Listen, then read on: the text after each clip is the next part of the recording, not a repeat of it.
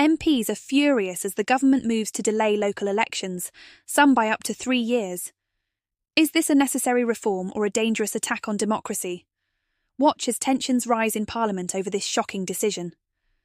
Ray Goldman, Liberal Democrat spokesperson. Thank you, Mr. Speaker, and I'd like to draw the attention of the House to my register of interests.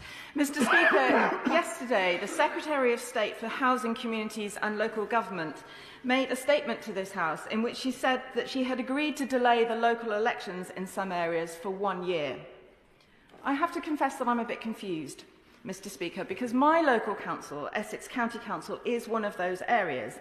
And in the briefing papers for the extraordinary full council meeting of Essex County Council that took place on the 10th of January, it says, and I quote, "The leader is minded to support the proposal to postpone the elections in order to maximise capacity for the transition process, whilst noting that this would lead to a 2 or 3 year postponement."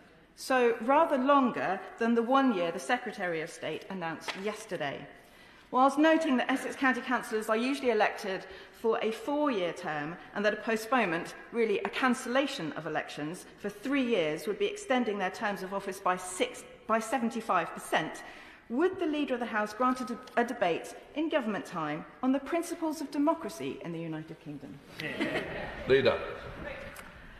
Well, can I first of all thank the Honourable Lady for what she raised with me last week in terms of the PCSOs in Essex, and I'm sure that she and many other colleagues across Essex will be pleased with the news subsequent to her raising this last week. I'm sure not unrelated, that in fact those PCSOs have now been saved from the Axe, and that in fact the government has doubled the money available for neighbourhood policing last Friday as well. She raises the issues of elections and the elections that were not going to happen, now not going to happen in Essex. We set a very high bar for the postponement of any elections this year.